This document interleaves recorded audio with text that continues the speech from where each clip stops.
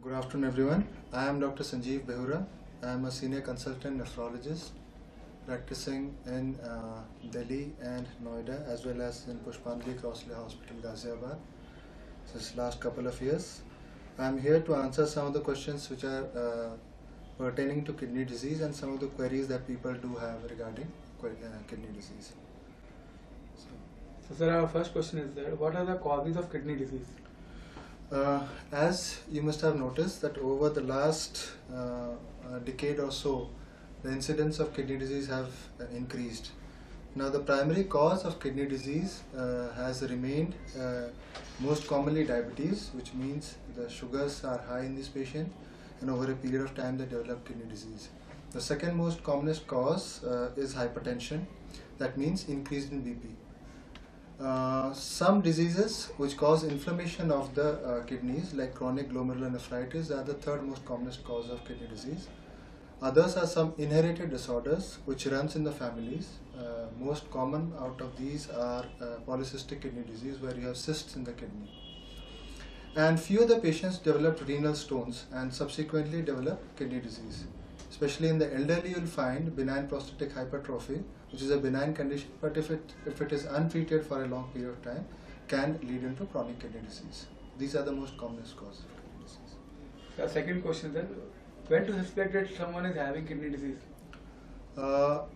Initially, kidney disease can be completely asymptomatic, which means that the patient will not be aware of the kidney disease for quite some period of time. However, there are certain indications of kidney disease. A patient who develops swelling of the body, initially the swelling can be just present in the feet, which can be in both the feet, and this swelling is not always present. It can be present after a long journey or standing for a long period of time. These swelling are an early indication of kidney disease. Some people can also develop periorbital puffiness, which means swelling around the eyes, which can be suggestive of an early stage of the kidney disease. This swelling, if not untreated, if it remains untreated, can progress gradually and the patient can develop anasarca, which means generalized swelling of the whole body, associated with swelling of the abdomen, and if it is very severe can lead to breathlessness. This is regarding swelling. Most of the patients can also have symptoms like urinary symptoms, like dysuria, which means burning pain while micturating. They can have hematuria, which means that there could be reddish urine, which means there is blood in the urine. People can have decreased in urine output, which can be gradually progressive. Some people can have frothing in the urine, which means usually indicates that there can be some amount of protein loss in the urine. Or people can have difficulty while passing urine, which is like hesitancy, increased micturition. So these are the symptoms of kidney disease. Also, there can be loss of appetite, which is seen in a lot of diseases, but loss of appetite is also an indicator of kidney disease. Especially patient can complain that they are having early morning nausea and vomiting. Especially when they are brushing their teeth, getting up in the morning and brushing their teeth, they can have symptoms of nausea and vomiting. This is also a symptom of kidney disease. Some people can have pain in both the flanks, that is in both the flanks, suggestive of a renal stones also. And if it is a unilateral pain, patient can be developing acute pyelonephritis, which are indications of a kidney disease. So these are some of the indications, symptoms of kidney disease. Doctor, as you said, diabetes is the main cause of kidney disease. Do all patients with diabetes develop kidney disease? Now, as I said initially, diabetes still remains the most commonest cause of kidney disease in developing as well as developed countries. Almost 45 to 55% of kidney disease that we see in our routine practice is because of diabetes. And no, not all patients of diabetes will develop kidney disease. So there are certain group of people in these diabetic patients who are prone to develop kidney disease, especially those who get untreated for a long period of time associated with hypertension. These are the ones who will go on to develop chronic kidney disease. Doctor, what are the early signs of diabetic kidney disease? As I said initially, swelling of feet, which can be initially present only after a long journey or after traveling for a long period of time. This swelling can be there in both the feet. That can be an early indication of kidney disease, of diabetic associated kidney disease. Also, there are some routine blood tests are there and urine tests are there, some specific tests which can detect the kidney disease at its early stage. Sir, what are the early signs of diabetic kidney disease? As I have discussed before, the early signs of kidney disease or diabetic kidney disease can be just swelling of the feet. It can be present in both the feet and not necessarily always present. It can be seen after a long journey or standing for a long period of time. There are certain blood tests and urine tests which can be done. These are specific for diabetic kidney disease, and if you do this test, you can pick up the disease early. Hence, it is very important for diabetic patient to regularly have an annual checkup, especially a visit to a kidney specialist to detect early kidney disease, because it helps a lot in the long run. What are the various tests you will suggest for patient who is having diabetic kidney disease? There are some special tests like urine, looking for urine, microalbumin in the urine. You can do a protein creatinine ratio in the urine. You can do a fundus examination of the eye, because most of these patients have diabetic related retinopathy associated with nephropathy. Ultrasound of the kidney and urinary bladder, which is usually called ultrasound QUB, and a routine KFT, that's a kidney function test. Most importantly, urea and creatinine are the tests which should be suggested. Thanks, sir. So the next question is that what are the current treatment available for diabetic nephropathy? At present, as I said, early diagnosis is very important to treat these patients appropriately. The most important thing in treating a patient of diabetes with diabetic nephropathy is a tight glycemic control. Various international studies have suggested that if you have a tight control of sugars, the development of diabetic nephropathy is decreased, incidence is decreased, and even if it is present, the progression of the disease is retarded. British societies, they suggest that the HbA1c should be less than 6.5 to maintain a good diabetic control, and hence in the longer run prevent diabetic nephropathy development. Number 2 is adequate control of blood pressure. Most importantly, all these patients of diabetic should have a blood pressure less than 130 and 80 millimeter mercury. However, if the patient of diabetic patients has developed proteinuria and has protein excretion more than 1 gram per day, should have a BP which should be less than 125 and 85 millimeter of mercury. Number 3, there are specific medications available to decrease the proteinuria, because as high the protein excretion is there, the progression of the disease is fast. So you can use ACE and ARBs to reduce the protein excretion in the urine. So these are some of the modalities available to treat diabetic nephropathy. Sir, what is dialysis?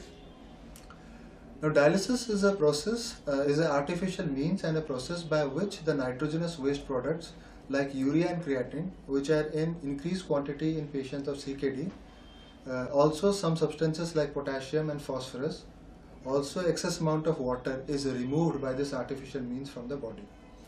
In hemodialysis, there is a filter available which actually filters out this excess nitrogenous waste products, potassium, phosphorus, and the excess water, and the purified blood or the filtered blood is returned back into the body. So this is what is dialysis.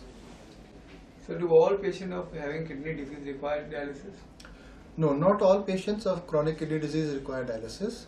Only the patients of kidney disease who have progressed from stage 1 to stage 5, if they have landed up in stage 5, they require dialysis. However, CKD patients who are in stage 1 to 4 do not require any kind of dialysis, and only treatment, medical treatment is required except dialysis. Sir, what are the types of dialysis available? Basically, there are 2 types of dialysis available. One is called hemodialysis and other is peritoneal dialysis. In hemodialysis, a dialysis machine is one which does the job of dialysis. This is done in a dialysis center or in a hospital setup. However, nowadays hemodialysis can also be done under guided supervision at home also. In peritoneal dialysis is done at home.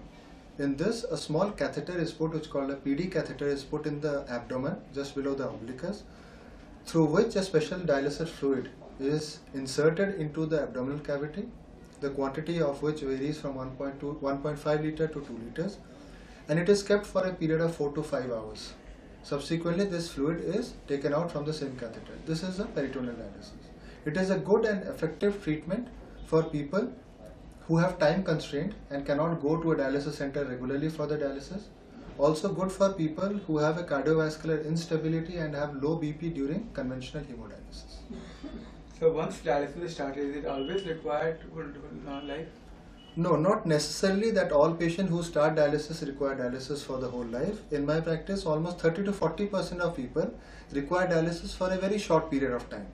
Especially patients with acute kidney injury require hemodialysis for few days to maybe few weeks, following which only medicines are advised and no dialysis is required. So can you throw some light on renal transplant? Renal transplant is the best alternative available as a renal replacement therapy for patients who have entered into CKD stage 5, or patients who have not been started on dialysis can also be offered renal transplant. It is called preemptive renal transplant. Now, as I said, the quality of life on renal transplant is much better than patients who undergo hemodialysis or peritoneal dialysis. For renal transplant, a donor is required. A donor usually should be from the family or a family member with a compatible blood group. He should be more than 18 years of age and preferably less than 55 or 60 years of age. He should be a willing donor. His consent is absolutely necessary for donation. Prior to a patient being a donor or he is accepted as a donor, some tests are definitely done so as to make sure that the donor, do not have any problem in subsequent time in the coming years. After all this evaluation is done, renal transplant is done, and after renal transplant, after the patient is discharged from the hospital, he requires some immunosuppressive medications to be continued. So next question is that, does diet play a major role in kidney disease patients? Yes, absolutely right. Diet does play a very important role for patient of chronic kidney disease patient. Now, diet is not same for all patients of CKD. As I said, the patient go from CKD stage 1 to CKD stage 5. The diet also varies in all these stages, and you can have a dietitian advising you to take low protein diet or a normal protein diet during CKD stage 1 to 5. But a patient who's on peritoneal dialysis will lose lot of protein in peritoneal dialysis, and he should be advised to increase his protein intake. Similarly, there are certain substances which contain lot of potassium and lot of phosphorus. Especially potassium containing fruits are there. Dry fruits is very rich in potassium. A banana is rich in potassium. Coconut water is rich in potassium. These are things which we ask the patient to avoid in CKD patients. What is important also is to make people aware that you will be seeing a lot of ads where people say that this salt is good for hypertensive patients.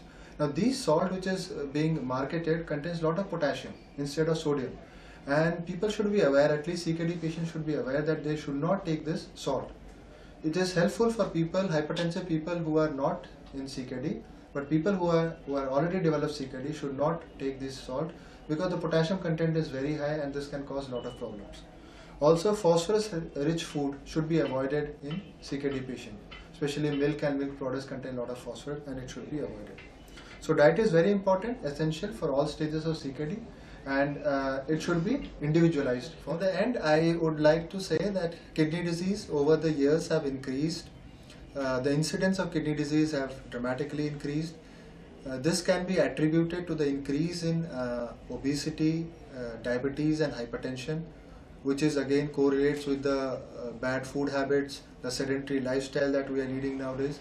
With the increase in diabetes and hypertension, the incidence of kidney disease have increased. Early diagnosis is very important to pick up these people who have already developed this disease so that you can change the treatment or alter the treatments which are available. Early diagnosis will also help in retarding the progression of the disease. Not all patients of CKD require dialysis. Only patients who land up in CKD stage 5 require dialysis. There are two types of dialysis available, hemodialysis and peritoneal dialysis. Each has their own advantages. Obviously, renal transplant is a much better alternative if a donor is available for patients of CKD. And any day, the quality of life is much better for renal transplant patients.